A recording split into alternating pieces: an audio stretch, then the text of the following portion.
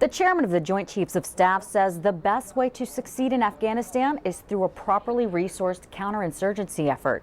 Admiral Michael Mullen testified Tuesday before the Senate Armed Services Committee during his reconfirmation hearing.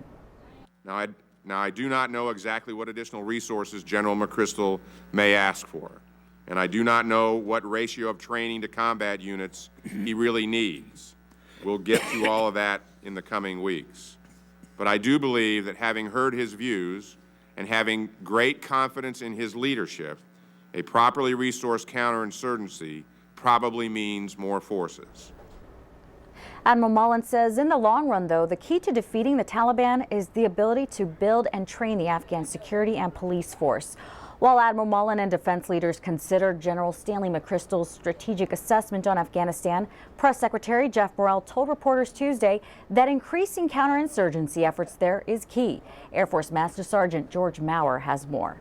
The chairman of the Joint Chiefs of Staff told the Senate Armed Services Committee on Tuesday a properly resourced counterinsurgency probably means more forces in Afghanistan, but probably means no final decision has been made, according to Geoff Morrell, Pentagon spokesman, who said defense leaders are still making decisions based on the recent Afghan assessment. But Mr. Morrell added the defense secretary has made up his mind about one thing. He believes that we have to provide more counter-IED capabilities to our forces in Afghanistan as soon as possible.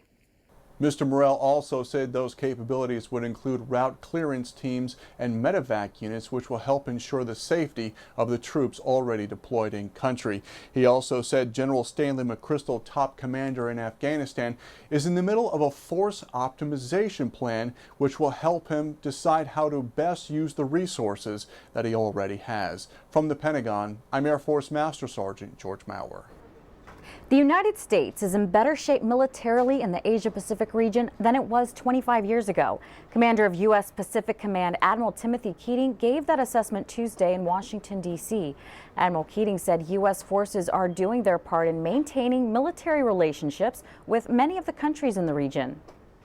We want to encourage the Chinese to participate in humanitarian assistance, disaster relief, search and rescue exercises as examples of relatively small scale, very important, likely to be executed as disasters continue to unfold around us in the Asia-Pacific region.